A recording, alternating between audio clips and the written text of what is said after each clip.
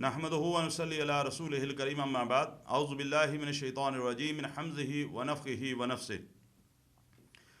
ये सवाल है कि रात को सोने से पहले कौन सा अमल ऐसा किया जाए कि हम पूरी रात जो हैं वो शैतान के शर से महफूज रहें।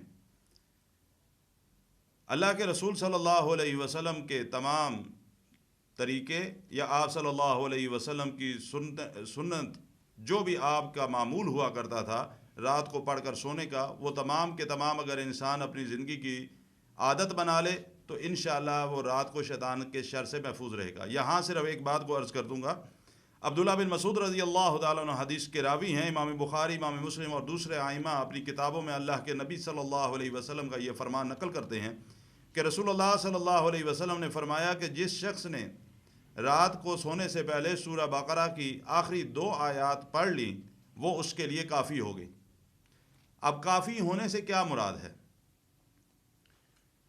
इमाम नबवी रहमहुल्लाह इस हवाले से इसकी वजाहत फरमाते हैं कि काफ़ी होने से मुराद ये है अगर कोई शख्स इसको पाबंदी के साथ रोज़ाना मामूल बना ले दोनों आयात को पढ़ने का, तो काफ़ी इस लिहाज से हो जाएंगी कि अल्लाह उसको तौफीक अता करेगा कि वो सुबह तहज्जुद के वक़्त उठकर नवाफिल अदा कर सकेगा। दूसरे आइमा कराम इमाम इब्न क़य्यिम रहमहुल्लाह और दूसरे आइमा जो हैं वो इसकी तफसीर बयान करते हुए काफ़ी से क्या मुराद लेते हैं। वो बयान करते हैं कि काफ़ी से मुराद ये है कि हर किस्म के शर से बचने के लिए वो काफ़ी हैं। कोई भी ऐसी चीज़ कि जो आपको नुकसान पहुंचा सकती है रात को, कोई भी ऐसी चीज़, उसमें आफात भी हो सकती हैं, शैतान की तरफ से कोई भी शर हो सकता है, कोई आफत भी हो सकती है, किसी किस्म की परेशानी, किसी किस्म के शर से बचने के लिए ये 2 आयात काफ़ी।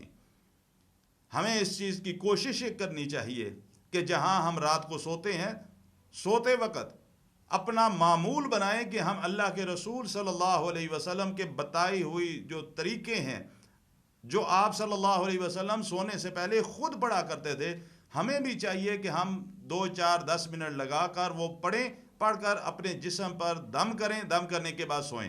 क्योंकि जब इंसान सो जाता है उस वक़्त वो ऐसी एक नींद में चला जाता है कि उसको अपने बारे में कुछ होश नहीं रहता।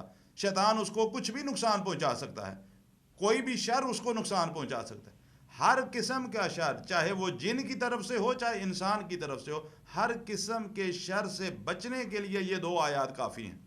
आमना रसूलों से लेकर आखिर तक ये 2 आयात पढ़ना अपनी ज़िंदगी का मामूल बनाएं। अल्लाह के नबी सल्लल्लाहु अलैहि वसल्लम के फरमान के मुताबिक अगर हम ये आयात पढ़कर रात को सोते हैं तो फिर हमारा मुसलमान होने की हैसियत से इस बात पर ईमान होना चाहिए, चूँकि बात अल्लाह के रसूल की है सल्लल्लाहु अलैहि वसल्लम की, इसलिए हमें कोई भी शर, चाहे वो जिन्नात में से हो चाहे इंसानों में से हो, कोई भी शर हमें नुकसान नहीं पहुँचा सकता। अल्लाह ताला मुझे भी और आपको भी सुन्नत के मुताबिक ज़िंदगी बसर करने की तौफीक अता फरमाए।